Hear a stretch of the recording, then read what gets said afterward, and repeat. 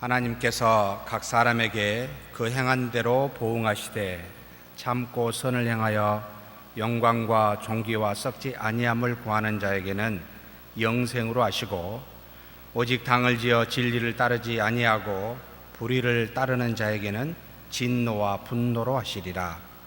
악을 행하는 각 사람의 영에는 환난과 공고가 있으리니 먼저는 유대인에게요 그리고 헬라인에게며, 선을 행하는 각 사람에게는 영광과 존귀와 평강이 있으리니 먼저는 유대인에게요 그리고 헬라인에게라.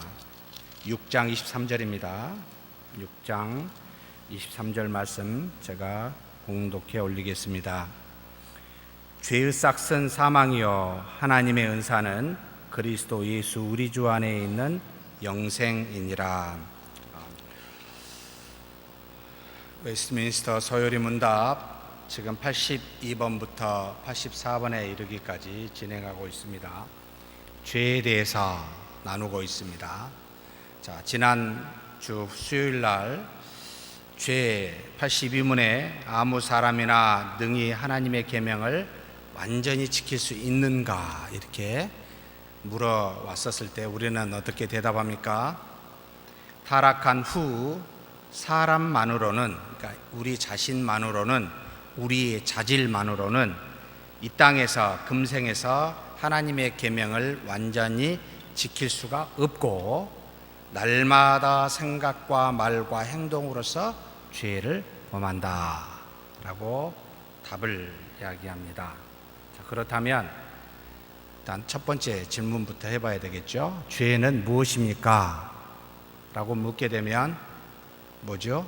뭘 죄라 합니까? 마음에 찔린 거? 모든 게 마음에 찔리면, 물론 하나님이 우리 안에, 특별히 신자는 우리 안에 성령이 계시사 죄를 지을 때마다 탄식함으로 하나님 앞에 아랠 수 없는 우리를 대신하여 탄식함으로 우리가 불안하게 하고 찔립니다. 그런데 믿지 않는 사람은 성령의 하나님이 그 안에 있는 대신에 뭐가 있지요? 하나님의 형상이라는 파괴되어진 형상이 남아있어서 그 남아있는 것을 칼빈은 종교의 씨앗이라는 표현을 썼는데, 세상의 학문적 용어로는 뭐라고 부를까요? 양심이라는 말로 도덕적 용어로 부르고 있습니다. 이게 찔려서 이것으로 이게 나쁜 거네 라고 깨닫게 합니다. 자, 그런 것들이 다 무엇일까요? 한마디로 성경의 정의로 하면은 죄는 하나님의 뜻에서 어긋난 것, 하나님의 뜻을 불순종한 것을 말합니다. 그러면 하나님의 뜻이 뭡니까? 처음에 만들어진 원의, 처음에 근본적인 의도, 우리의 본성이라고 이야기를 합니다.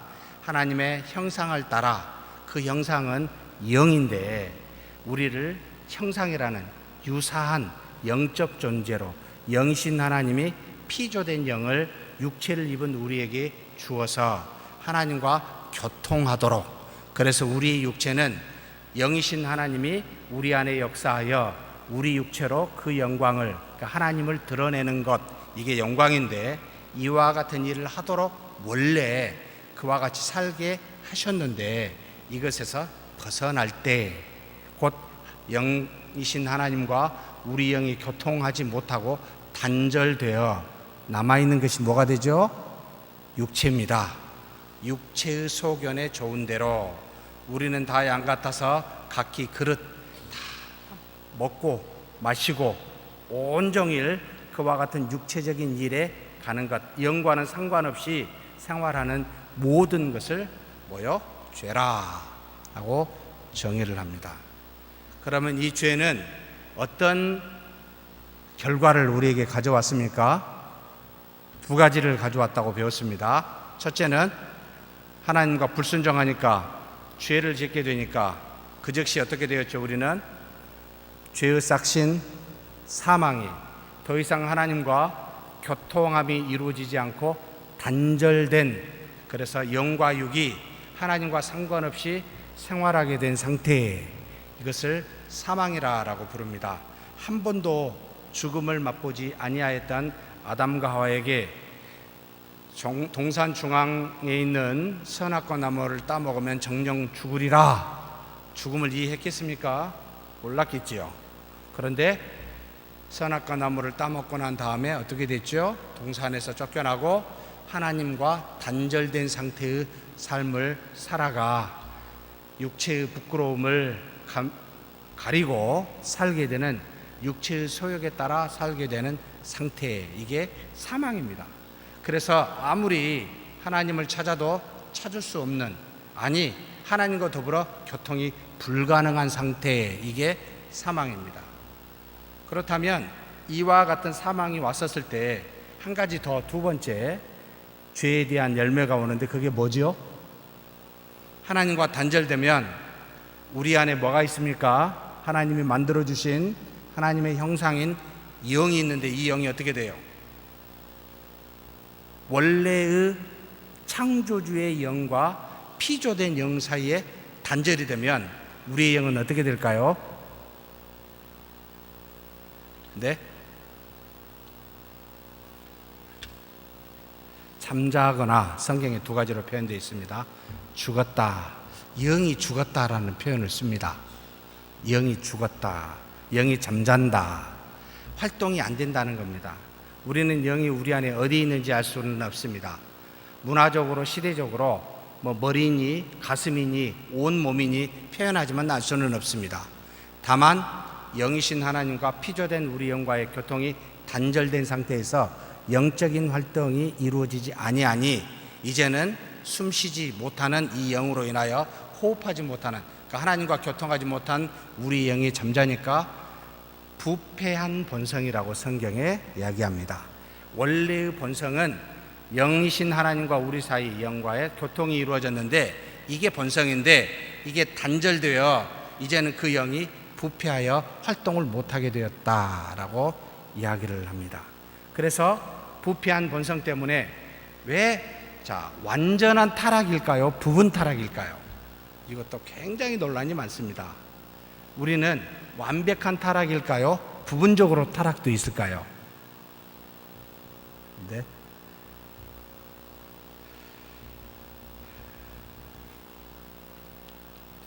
우리 성도님들이 아직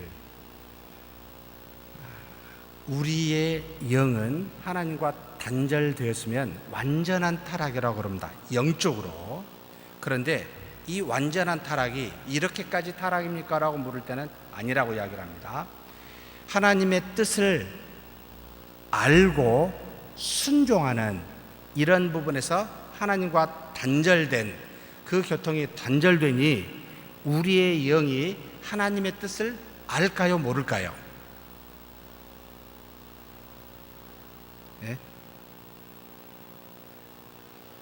제가 앞에다 전제를 까니까 이거 아닌 것 같기도 한데 분명히 이거 뭔가 함정이 있는 것 같고, 하나님의 뜻을 알 만한 것은 남겨놓았습니다.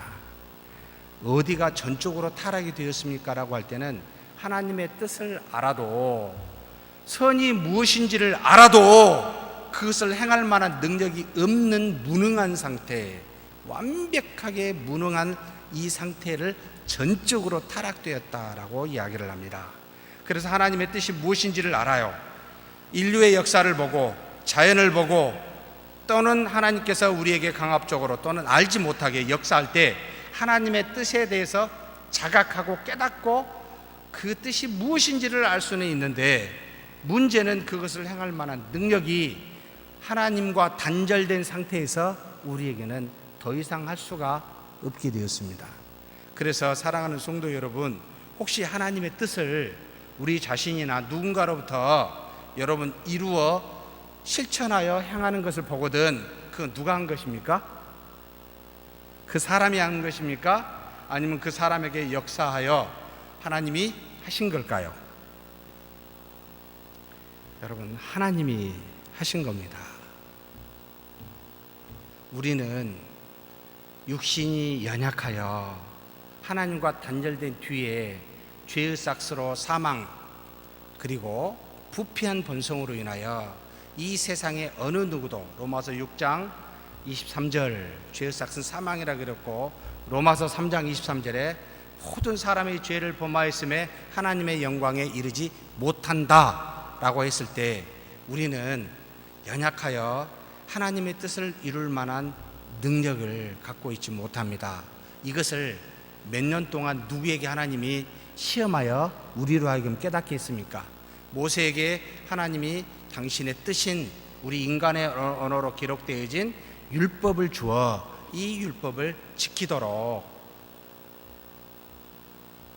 행했음에도 요청했음에도 불구하고 그걸 지키지 못하였지요. 그래서 율법 안에는 십계명과 같은 우리로 하여금 도덕적으로 지킬 수 있는 법만 주신 것이 아니라 한 가지 더 줬지요. 뭘 줬지요? 죄를 지으면 어떻게 하라고? 하나님 앞에 나아가 그 죄 사함을 받을 만한 제사법까지 같이 주어 우리가 지킬 수 없음을 깨닫게 하고, 그래서 우리로 하여금 너는 뭐다? 뭐를 알게 합니까? 우리는 뭐다? 죄인이다. 너 스스로 이 죄에서 벗어날 수 없는 죄인이다. 하나님의 뜻이 무엇인지를 알아도 행할 만한 능력이 없으니 100번 거울을 보고 아침마다 저녁마다 외쳐보십시오. 여러분, 죄를 짓지 아니하고 의를 행할 만한 능력이 우리의 자질에서 나와 할 수 있는지. 여러분, 불가능합니다. 다른 사람 보지 마시고 스스로에게 한번 물어보십시오. 1년도 아니고 한 달도 아니고 일주일도 아니고 하루를 하나님의 뜻을 내가 어겨보지 아니하겠다고 단단히 마음을 먹고 한번 여러분 각오하여 해보십시오. 되나 안 되나? 안 됩니다. 그래서 우리 아이들 태어나자마자부터 누가 죄를 가르쳤습니까? 어떤 부모가 어떤 사람이 어린아이에게 이것은 잘못됐으니 해라, 그러면 너는 훌륭한 사람이 될 거라고 죄를 가르쳐 준 적이 있습니까? 인류의 어떤 민족도 죄를 가르쳐 준 민족이 없고 그런 학교가 없습니다. 그런 사회가 없습니다. 그럼에도 불구하고 죄는 팽배해 있습니다. 왜요? 타락한 본성으로 말미암아 가르쳐 주지 아니하도 우리는 즉각적으로 생득적으로라 그러죠. 저절로 죄를 짓는 여러분 죄인입니다. 그래서 성경은 모두가 악하다라고 단정합니다. 그래서 참 이 죄의 문제가 굉장히 큽니다. 고통스럽습니다. 교회 안에는 죄가 있을까요, 없을까요? 네? 죄를 피해서 교회에 왔어요. 신앙생활을 해야 하는데 이게 아니야. 가만히 봤더니 더 악해.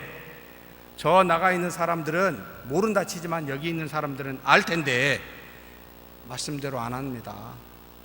믿음대로 안 삽니다. 저한테 저하고 가장 가까운 한 사람이 와가지고 교회 안 다니겠습니다 선언을 했습니다.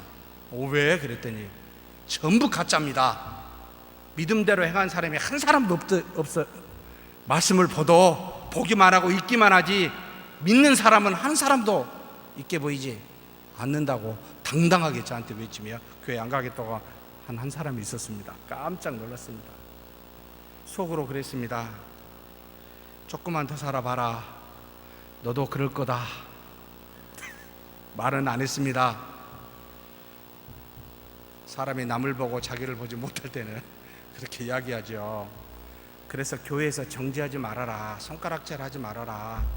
내 속에 있는 것은 들보, 다른 사람에 있는 것은 티, 이런 존재라는 것을 알아야 됩니다. 자, 이와 같은 죄의 문제. 자, 그렇다면 문항 83번 같이 한번 보겠습니다. 법을 범한 모든 죄는 다 같이 악한가 악인가? 그러니까 모든 죄가 동일한 악의 정도가 같습니까? 라고 묻는 겁니다. 자, 같이 답을 한번 읽어보죠. 읽겠습니다. 어떠한 죄는 그 본질과 여러 가지 얽힌 끝이 있으므로 하나님 앞에서 다른 죄보다 더 악한 죄도 있다. 죄의 경종이 있습니까? 없습니까? 더 악한 죄가 있고 덜 악한 죄가 있다라고 성경은 가르칩니다. 반대로 상급도 더 큰 상급이 있고 덜 큰 상급도 존재한다는 것을 동시에 기획하면서 이것을 좀 봤으면 좋겠습니다. 자, 그러면 모든 죄는 일단 다 가증스러워요. 야고보서 2장 10절 말씀 한번 보겠습니다. 같이 한번 읽지요. 누구든지 온 율법을 지키다가 그 하나를 범하면 모두 범한 자가 되나니. 율법을 지키려 하다가 한 가지를 정했어요.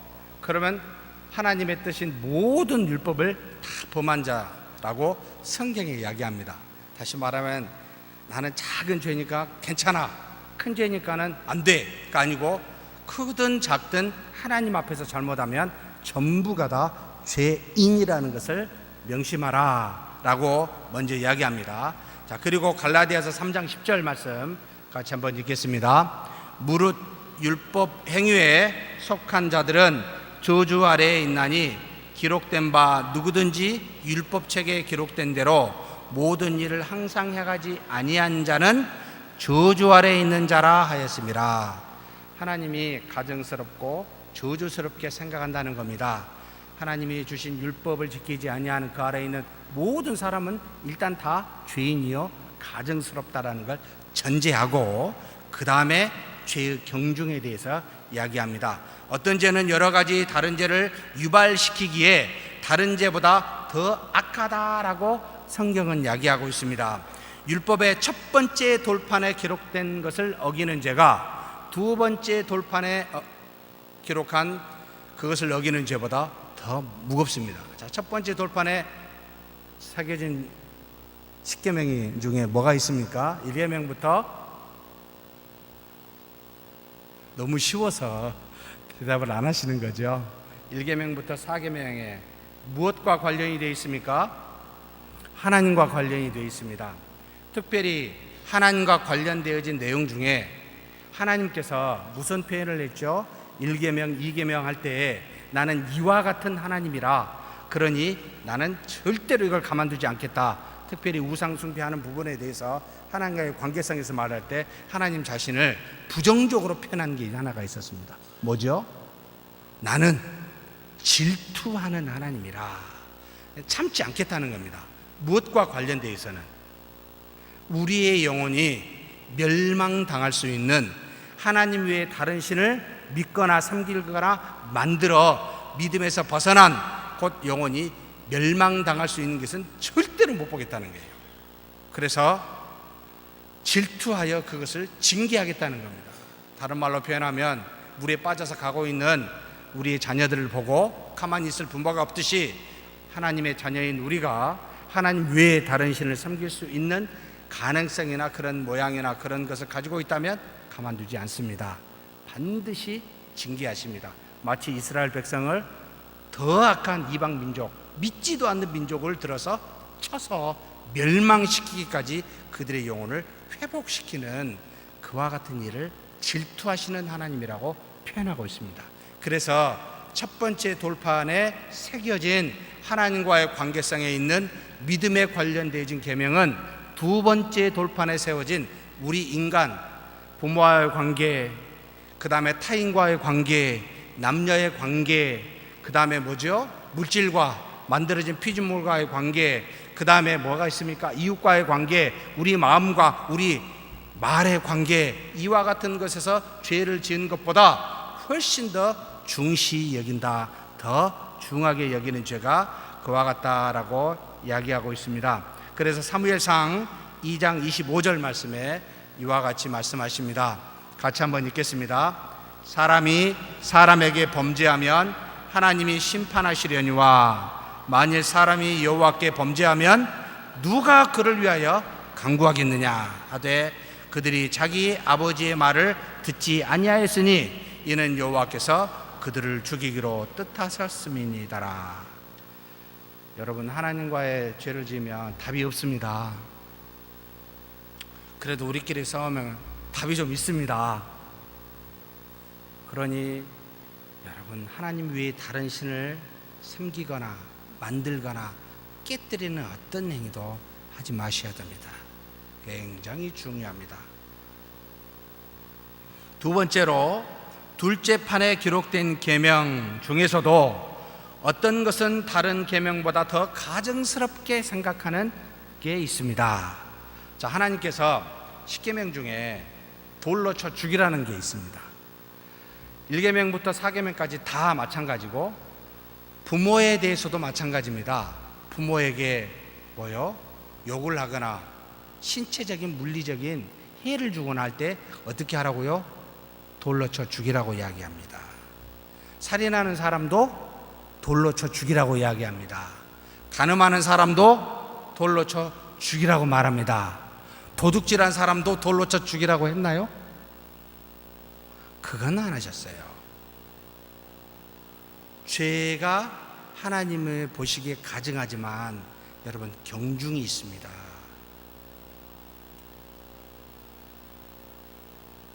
왜 이런 경중이 하나님께서 말할까요?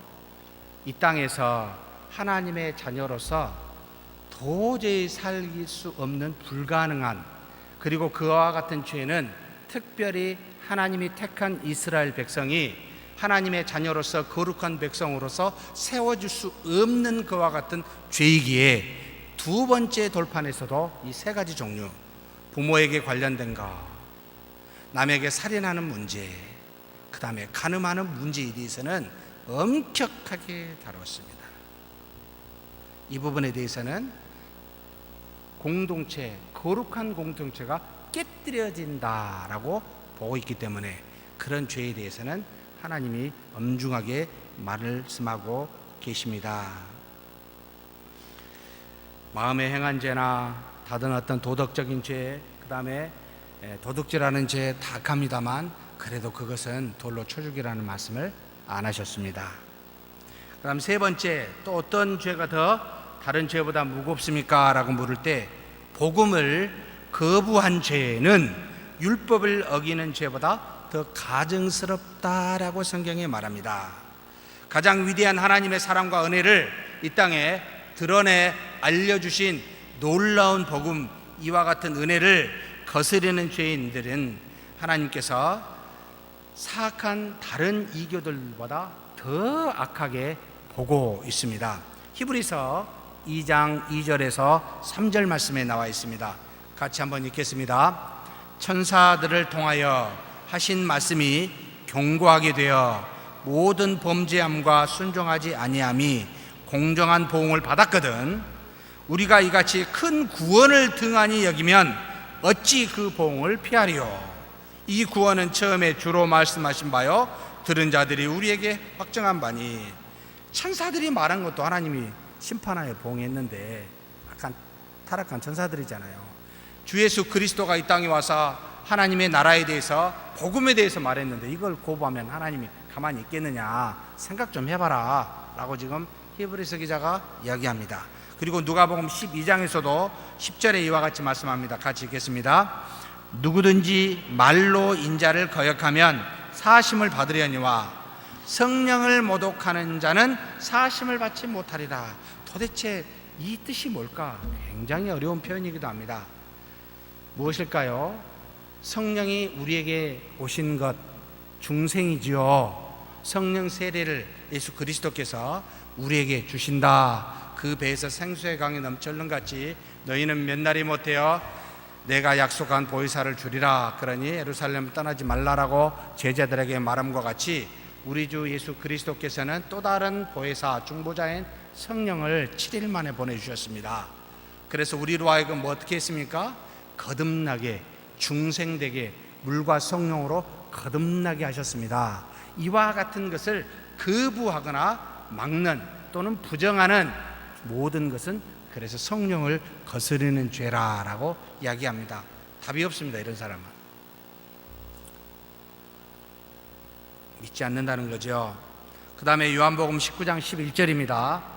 같이 한번 읽겠습니다. 예수께서 대답하시되 위에서 주지 아니하셨더라면 나를 해할 권한이 없었으리니 그러므로 나를 내게 넘겨준 자의 죄는 더 크다 하시니라. 여러분, 더 큰 죄가 뭐요? 복음이신 그리스도, 하나님의 나라이신 그리스도를 여러분 부정하고 넘겨준 일, 이와 같은 것은 개인적으로 사사로이 지은 죄보다 더 크다라고 성경이 가르치고 있습니다. 그래서 여러분, 복음에 걸거치는 자가 되지 마시길 바랍니다. 하나님의 말씀에 증거되어주고 하나님의 뜻을 이루어가는, 그래서 특별히 잘못된 복음 가르침을 주는 자, 또 더 나가면 이단과 같은 사람들, 우리가 꼭 기도하지 말아야 될 대상이 두 종류가 있지요. 모든 사람을 기도해야 되는데 두 종류의 사람은 기도하지 말라고 교회의 전통에서 내려왔습니다. 뭐죠? 기억나신 분? 첫 번째는 가톨릭이 아주 많이 하고 있습니다. 죽은 자. 여러분, 죽은 자를 위해서 우리는 기도하지 않습니다. 가톨릭은 연옥에 있는 죽은 자를 열심히 기도하면 혹 다시 하나님의 나라에 천국에 갈 수 있다라고 생각하여 기도합니다. 열심히 선행을 베풉니다. 아니요, 끝났습니다. 우리는 두 번째, 어떤 종류의 사람과는 상종하지도 말고 기도하지도 말아라. 이단요. 굉장히 단호해야 됩니다. 하나님의 복음을 여러분 훼손하고 영혼을 파괴하는 자들이기 때문에 그렇습니다. 두 종류는 기도도 안 하고 상종하지 않습니다. 복음에 대해서 굉장히 엄정하게 이야기하고 있기 때문입니다. 그 다음에 또 어떤 죄가 더 가증스러울까요? 고의로 지은 죄가 우발적으로 지은 죄보다 성경은 더 가증스럽게 보고 있습니다. 시편 19편 13절 말씀입니다. 같이 한번 읽겠습니다. 또 주의 종에게 고의로 죄를 짓지 말게 하사 그 죄가 나를 주장하지 못하게 하소서. 그리하면 내가 정직하여 큰 죄가에서 벗어나겠나이다. 여러분, 고의로 죄를 짓지 아니하여야 됩니다. 알면서 짓는 죄는 모르면서 짓는 죄보다 더 악하다라고 이야기를 합니다.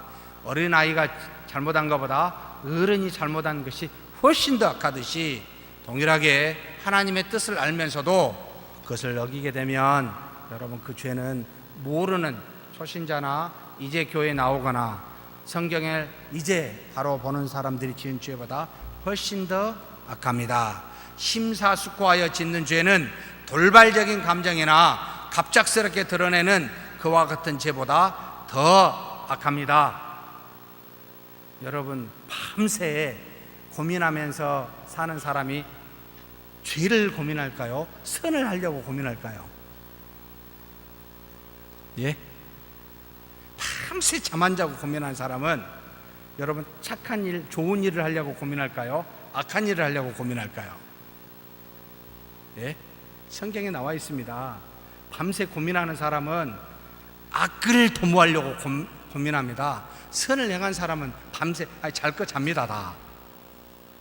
그래서 여러분, 혹시 잠 안 자고 고민한 분 있으면 조심하셔야 돼요. 그래서 정확합니다. 선한 사람과 악한 사람이 이 땅에서 싸우면 누가 이길까요? 네? 안 싸워보셨어요? 대단하시네요. 너무나 친밀하게 사랑으로 다 이렇게 감싸 안아서 싸운 적이 없으시군요. 하나도. 여러분, 누군가의 격한 싸움을 가지고 싸우는데 선한 사람과 악한 사람이 싸우면 누가 이깁니까? 네, 많이 접으셨군요. 그렇죠. 100% 집니다. 예수 그리스도께서는 이 땅에서 하나님의 아들로서 하나도 죄를 짓지 않으신 분입니다. 악한 사람들과 싸워서 이겼습니까? 졌습니까? 이 땅에서 여러분, 십자가에 못 박혀 죽으셨습니다. 이 땅에서 선을 도모하는 사람과 악을 도모하는 사람은 싸우면 반드시 선을 도모하는 사람은 맞아 죽습니다. 그런데 이것이 하나님의 뜻일까요? 아닐까요? 하나님의 뜻입니다. 왜냐하면 죽는 것이 지는 걸까요? 이기는 걸까요? 이기는 것임을 세상은 모릅니다. 기독교는, 성경은 우리로 하여금 죽으라고 이야기를 합니다. 죽어서 이기라고 말합니다. 그래서 3일 만에 부활은 반드시 뭐가 먼저 와야 됩니까? 십자가에 연약한 모습으로 죽음이 먼저 따라와야 3일 만에 죽음에서 부활한, 여러분, 생명을 얻는 놀라운 이김이 그 뒤에 나타나기 때문에 반드시 하나님의 말씀을 따라 선을 도모하면 이 땅에서 죽어요, 안 죽어요? 여러분, 죽습니다. 그런데 여러분이 누군가 막 싸워가지고 이겼어요. 말로 이기든 뭐 논리로 이기든 뭐로 이겼어요. 하나님의 뜻일까요? 아니면 이게 죄악일까요? 경험 안 해보셨어요? 계속 이기기만 하셨어요? 여러분, 지는 겁니다. 예? 맞는 겁니다. 우리는 힘이 없어서 맞는 것이 아니라 지고 죽는 것이 3일 만에 일어나게 하는 부활의 능력이 있기 때문에, 그리스도께서 보이셨기 때문에, 그래서 선으로 악을 이기라라고 말하는 건 무슨 뜻인지 아십니까? 죽으라는 말입니다. 누군가하고 막 싸우면 여러분 지십시오. 우리 성도님들한테는 그런 이야기 안 합니다만, 제가 학교에서나 우리 교육자들한테는 100% 져라, 싸우면 무조건 져라, 주님께서 우리에게 보여주셨기 때문에, 여러분, 우리가 이 땅에서 이게 뭐합니까? 그걸 가지고 상급으로 삼겠습니까? 전혀 편하지 않습니다. 얻어 터지는 것이 발 쭉 뻗고 더 잘 수 있습니다. 그러니까 싸움이 혹시 일어나거든 이기려 하지 마세요. 누군가 나를 해하려 여러분 잘못된 것을 가지고 말하더라도 당하십시오. 이게 답입니다. 주님께서 능력이 없어서 하늘의 천군 천사를 부를 수가 없어서 여러분 부르시지 않는 무능한 자였습니까? 우리가 하나님께 기도하여 하나님으로부터 응답을 받지 못해서 여러분 그냥 그걸 받아들인지 아십니까? 아니잖아요. 그 죽음을 통하여 부활의 경험을 하고 죽음을 통하여 수많은 사람들을 살릴 수가 있기 때문에 그냥 죽습니다. 근데 죽어봐야 하나님의 역사가 이렇구나를 3일 만에 부활한 부활의 경험을 하게 됩니다. 어디까지 한다고 여기까지 왔지? 잊어버렸네요. 앞은 안 보이고 큰일 났네요. 예, 또 더 큰 죄, 가증스러운 죄가 있습니다. 다른 사람에게 죄를 유발시키는 죄는 개인에게만 해당되는 죄보다 더 악하고 가증스럽습니다. 먼저 영향력 있는 사람이 지은 죄는 영향력이 없는 사람이 지은 죄보다 똑같은 죄를 할지라도 훨씬 더 무겁습니다. 관리나 사역자, 주의 종, 부모, 연장자 또는 교회에서 믿음의 성숙함을 이루었다 하는 이와 같은 사람들이 지은 죄는 똑같이 다른 백성이나 일반 성도나 자녀나 지은 죄보다 훨씬 더 무겁게 하나님이 취급을 합니다. 왜 그렇습니까? 그들의 죄는 다른 사람에게 영향을 주기 때문에 그렇습니다. 그래서 예수님께서 쌍욕을 하신 적이 좀 있습니다. 누구에게? 네? 이 독사의 자식들아. 오, 진짜 야 예수님, 야 욕도 하시네. 나도 좀 해도 되겠네. 이를 생각하는 참 악한 마음이 쑥 들어오죠. 보자마자 그런 생각이 들었는데요. 누구한테 그랬습니까? 여러분, 가늠한 여인에게 말하지 아니하였습니다. 나라를 팔아먹는 매국노인 세리에게도 그런 말하지 않았습니다. 누구지요? 하나님의 말씀을 두고 가르치고 있는 바리새인과 서기관들과 제사장들에게 이 독사의 자식들아, 회칠한 무덤들아, 이렇게 이야기를 했습니다. 500년 전에는 10월 달에 500주년이 되는 개혁주의 그 주간이 옵니다만, 이 도둑놈들아, 카톨릭을 향하여 말한 사람이 한 사람이 있었습니다. 칼빈이었습니다. 왜요? 하나님께 돌려줘야 될 영광을 중간에서 성직자인 너희들이 지도자라는 이름으로, 교회라는 이름으로, 수많은 예식이라는 이름으로 다 하나님의 영광을 도둑질하는 이 도둑놈들아. 여러분, 많은 사람에게 영향을 주는 사람이 하나님 앞에 그 죄를 짓게 되면 수많은 사람이 다치기에 굉장히 강력하게 예수님도 그런 사람들에게는 여러분 나무랬습니다. 그래서 교역자들이 잘못한 것은 일반 성도들의 잘못한 것보다 훨씬 더 큽니다. 엄하게 다루는 게 맞습니다. 지도자들이 잘못하면 엄하게 다루는 게 맞습니다. 왜냐하면 여러 사람을 해치고 죽이기 때문에 그렇습니다. 열왕기상 14장 16절 말씀입니다. 같이 한번 읽겠습니다. 여호와께서 여로보암의 죄로 말미암아 이스라엘을 버리시리니 이는 그도 범죄하고 이스라엘로 범죄하게 하였음이니라 하니라. 솔로몬의 아들 르호보암이 베냐민과 유다 지파로 남유다 왕국을 세우고 나머지 10개의 지파는 여기 나와 있는 여로보암을 중심으로 왕을 세웠는데 산당을 만들고 여러분 우상을 만들었습니다. 이 여로보암의 10개 지파의 지도자인 이 여로보암이 지은 죄로 말미암아 뭐라고요? 이스라엘을 버리시리니 라는 말을 쓰고 있습니다. 한 사람의 지도자의 죄는 한 나라를 멸망시킬 수가 있습니다. 대통령 한 사람 잘못 뽑으면 여러 사람이 고통스럽지요. 그래서 민주주의는 사랑하는 성도 여러분 국민의 수준에 달려 있습니다. 지도자에게 사실 달려 있는 건 아닙니다. 저와 여러분이 투표를 하고 뭔가를 할 때 무엇을 기준으로 지도자를 뽑습니까? 정확하게 민주주의는 우리 눈높이에 있습니다.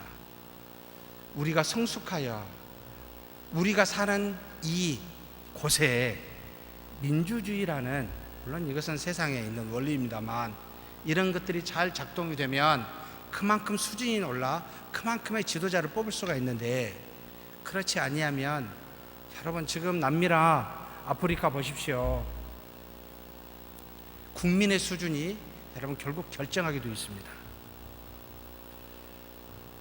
좋은 지도자 뽑아야 됩니다. 항상 기도해야 됩니다. 우리 교회 수준이 높으려면 인간 김석호가 높아져 가지고는 절대 안 됩니다. 누가 높아져야 됩니까? 여기 계신 사랑하는 성도님들이 말씀의 수준이 높아지고 신앙의 성숙함과 거룩함이 높아져야 그제서야 다 보입니다. 그래서 목사 한 사람이 교회를 영향을 많이 주지만 그네 달려있지는 않습니다. 저를 잘 감시하고 잘 기도해 주셔야 됩니다. 제 배를 열심히 감시하신 분도 계셔서 감사합니다. 배가 다 불러나지 않도록 끊임없이 충고해 주신 것도 감사드립니다. 그런데 영적으로 하나님 앞에 바로 서 있나? 우리 교육자들이 하나님의 말씀과 기도에 전무하며 세상의 원리를 추구하지 아니하고 말씀대로 행하려 하는가? 우리 성도님들이 기도하셔야 됩니다. 그 다음에 영향력 있는 기관이 잘못되면 그렇지 않은 것에 비해서 훨씬 더 죄가 크다라고 말합니다. 교회 곧 하나님의 백성들의 죄가 불경건한 자들의 세상의 죄보다 더 그 죄는 하나님이 보시기에 가증스럽게 보고 있습니다. 왜냐하면 하나님의 이름이 그들의 죄로 말미암아 더 모독을 당하기 때문에 그렇습니다. 얼마나 기독교라고 당합니까? 물론 잘못된 것으로 말하면 100번 돌을 맞아도 별 의미가 없지만 우리의 잘못으로 인하여 참 세습도 많고, 교회가 이거 뭐 회사입니까? 교회입니까? 상업의 원리로, 세상의 원리로 교회에 갖다 대서 그렇게 하고 있는 그 말을 들을 때마다 막 아픕니다. 여러분, 교회는 무엇으로 말미암아 통치되죠? 이익을 따라 추구하는 것이 아니라 교회는 무엇으로 말미암아? 하나님의 말씀으로, 머리 대신 그리스도에 의해서 통치되는 게 교회입니다. 그래서 수많은 사람의 민주주의가 많은 사람이 결정한다고 따라가는 것이 아닙니다. 세상의 원리나 이득에 따라 도움이 될 테니까 따라가는 것도 아닙니다. 무엇으로 결정하죠? 이게 하나님의 뜻인가 아닌가? 하나님이 기뻐하시는 건가 아닌가? 하나님의 영광이 나타나는가 그렇지 아니한가? 이것이 하나님의 나라와 의를 위하여 사용되어지는 건가 아닌가? 라고 그걸 가지고 판단하는 것이 교회입니다. 그래서 여기 계신 성도님들이 100% 이렇게 합시다 해도 성경의 뜻이 아니면 저는 아니라고 말할 겁니다. 왜냐하면 이것을 우리에게 주셨기 때문입니다. 그래서 우리 모두가 하나님의 뜻이 무엇인지를 분별하고 알도록 기도해야 됩니다.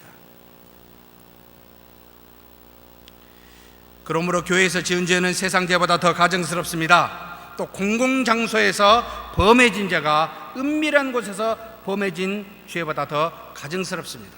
왜냐하면 여러 사람에게 영향을 미치기 때문에 그렇습니다.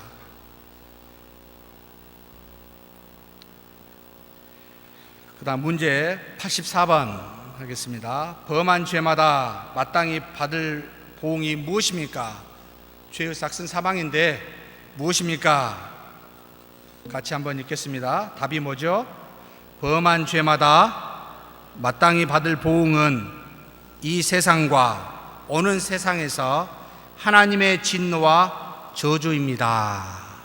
하나님이 우리에게 죄를 지은 싹스로 주는 게 사망인데, 구체적으로 그분이 이 세상에서나 저 세상에서 하나님의 진노와 저주로 그 죄에 대해서 보응하고 계십니다. 자, 그러면 금성과 내생에서 벌을 받는다, 하나님의 진노와 저주를 받는다, 이게 있습니다. 한번 살펴보겠습니다. 로마서 6장 23절 말씀 같이 한번 읽지요. 자, 죄의 싹은 사망이요 하나님의 은사는 그리스도 예수 우리 주 안에 있는 영생이니라. 반드시 죄를 지으면 반드시 따라와요. 뭐가 오죠? 죄의 값이 뭐예요? 사망입니다. 사망은 뭘 말하죠? 영과 육이 하나님과 단절됨을 말합니다. 여러분, 죄를 짓자마자 생기는 마음이 뭐죠? 어떻습니까? 물론 마음에 찔린 건 당연하고, 여러분, 캄캄합니다. 방황이 됩니다. 마치 어둠이 낀 것 같습니다. 하나님이, 우리 신자 같은 경우는 하나님이 나와 멀어져 있는 느낌을 갖게 됩니다. 마치 하나님이 나에게 등을 돌리고 계신 것과 같은 느낌을 갖게 됩니다. 일종의 하나님과의 단절된 느낌을, 이 사망의 맛을 죄를 지을 때마다 우리로 하여금 알게 합니다.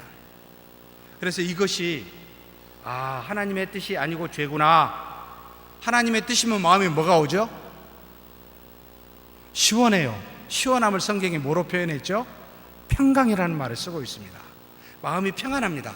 하나님의 뜻을 지으면 후원하게 돼 있는 것처럼 시원해요. 편안해요. 마음이 평안합니다. 근데 죄를 지으면 마치 어둠이 쌓인 것 같이 답답한 사망, 하나님과 단절된 느낌을 우리로 하여금 맛보게 합니다. 그러니 죄를 지으면 알까요? 모를까요? 아무리 죄를 지어도 나는 모르겠다 하신 분 계십니까 혹시? 여러분, 이게 선일까 악일까 헷갈려 라고 혹시 생각하시는 분 계세요? 즉각 압니다. 모를 수가 없습니다. 반드시 압니다. 모른다고 말하는 건 여러분 거짓말입니다. 어떤 것도 전부 다 알게 되어 있습니다. 그래서 이 세상에는 중립이라는 게 없습니다. 죄인지 의인지를 반드시 알게 되어 있습니다. 내가 이 사람에게 이 말하는 것이 잘못됐다, 바로 알아요.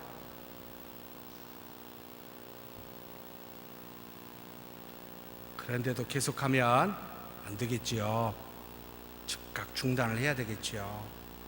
하나님의 말씀으로, 하나님의 뜻으로 이야기하고 행해야 됩니다. 로마서 1장 18절에 뭐라고 나오죠? 같이 한번 읽겠습니다. 하나님의 진노가 불의로 진리를 막는 사람들의 모든 경건하지 않음과 불의에 대하여 하늘로부터 나타나나니, 반드시 죄에 대한 부분들을 하늘로부터 나타나게 되어 있습니다.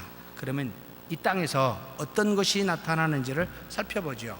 하나님께서 죄 지은 그의 죄값으로 지불하시는 형벌은 반드시 금생 이 현세에서 심판과 영적인 부분으로 또는 육체적인 부분으로 분명히 주어집니다.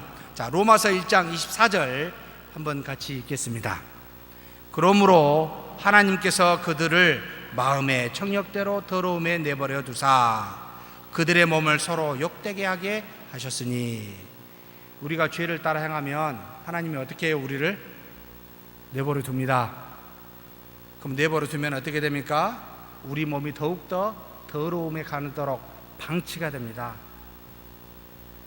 참 너무하시네. 그런 생각이 될 수 있죠. 또 1장 26절입니다. 같이 한번 읽겠습니다. 이 때문에 하나님께서 그들을 부끄러운 욕심에 내버려 두셨으니 곧 그들의 여자들도 순리대로 쓸 것을 바꾸어 영리로 쓰며.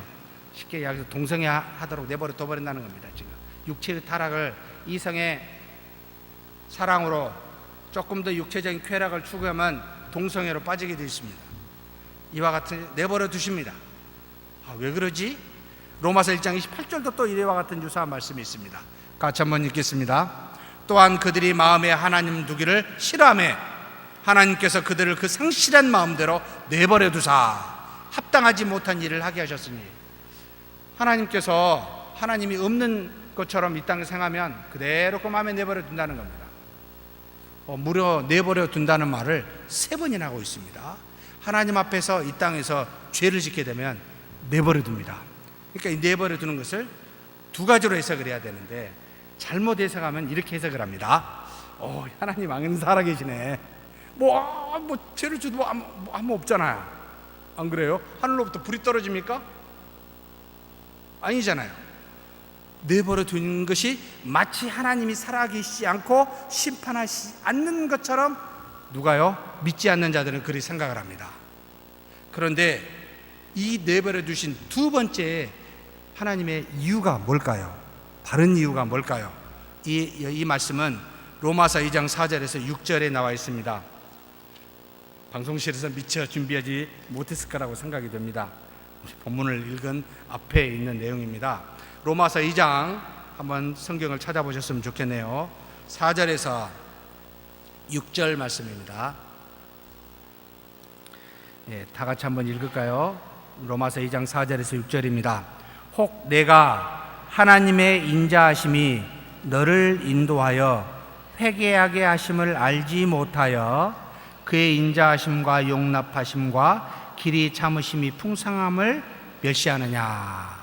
자, 지금 1장에 우리가 24절, 26절, 28절에 내버려 두신 이야기를 쭉 해놓고 그 다음에 죄악에 대해서 말을 하고 2장에 넘어가자마자 지금 뭐라고 이야기했냐면 내가 하나님의 인자하심이 너를 인도하여 회개하게 하심을 알지 못한다.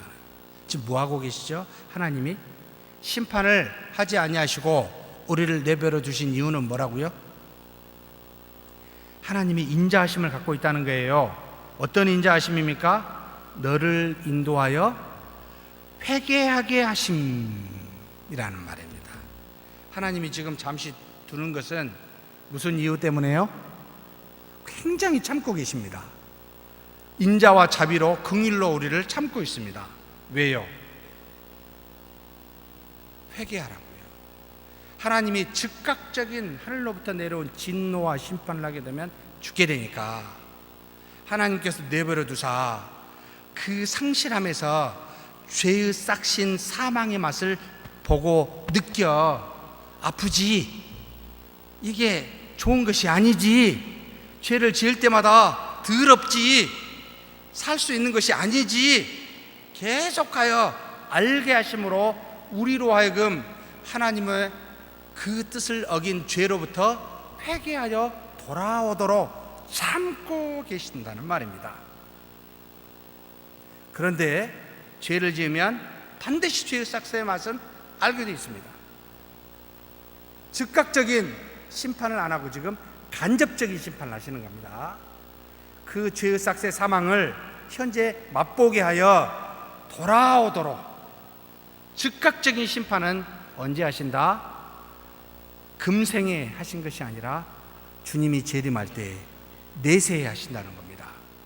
이와 같이 하나님의 긍휼하심을 너희가 멸시하느냐는 거예요. 지금 이 로마서 말씀은 내가 지금 즉각 심판하지 아니하니까 내 인자하심과 자비한 이것을 너희가 멸시하느냐?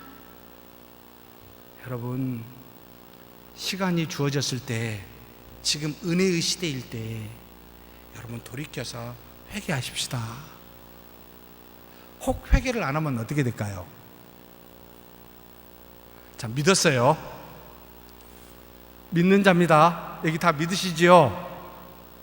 오, 답이 없으시네. 죄를 이야기하다 보니까 내가 안 믿는 것 같처럼 이제 느껴졌습니까? 주 예수 그리스도를 믿으십니까? 예, 죄를 지으시죠. 그래도 회개 안 했어요. 그러면 나중에 어떻게 될까요? 예? 심판하실까요? 예, 심판하십니다. 그러면 믿는 자와 믿지 않는 자와에게 동일하게 심판하십니까? 다르게 심판하죠. 믿지 않는 자에 대해서는 무슨 심판이라? 성령이 우리에게 오셔서 요한복음 15, 16, 17장입니다. 성령이 하시는 일에 대해서 썼는데 죄에 대해서 심판하고 의에 대해서 심판하겠다, 두 가지 심판을 말했습니다.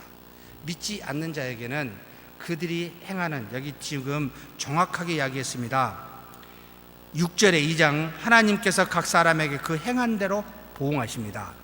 믿지 아니한 자에게는 그들의 죄에 대한 심판으로 임하게 되고, 믿는 자들에게 대한 심판은 죄에 대한 심판이 아니라 무엇에 대한 심판입니까? 의에 대한 심판을 한다는 겁니다. 하나님이 믿는 자에게는 구원을 주어 이 땅에서 어떻게 살게 하셨어요? 구원의 싹신, 각종, 여기 뒤에 나옵니다, 풍성한 은혜, 의롭게 살게 했는데 죄를 지으면 의롭게 살 수 있습니까? 못 삽니까? 못 삽니다. 그래서 어떻게 해요? 의의 심판을 한다는 겁니다. 여러분, 우리는 의를 행하지 못하는 것에 대해서 행한 만큼 상급을 주시고 행하지 못한 만큼 상급이 없는 심판을 주십니다. 그래서 천국의 상급은 굉장히 다양할 것이라고 저는 믿고 있습니다. 저와 여러분이 죄에 대해서 회개할수록 의의 사람이 되고 더 큰 상급을 받게 되고, 그렇지 아니할 때는 여러분 우리는 상급이 줄어듭니다. 결국 내세에서 벌은 마태복음 18장 9절의 마지막 말씀입니다. 같이 한번 읽겠습니다. 만일 내 눈이 너를 범죄하거든 빼어내버리라. 한눈으로 영생에 들어가는 것이 두 눈을 가지고 지옥불에 던져지는 것보다 나으리라. 마지막에는 무엇이 있습니까? 지옥불이 있습니다. 믿지 않는 자들에게는 여러분 반드시 두 가지, 금생과 내생에 죄를 짓게 되면 이와 같은 심판이 있음을 알고, 죄를 짓거든 바로 회개하는 저와 여러분이 되기를 주의 이름으로 축복합니다.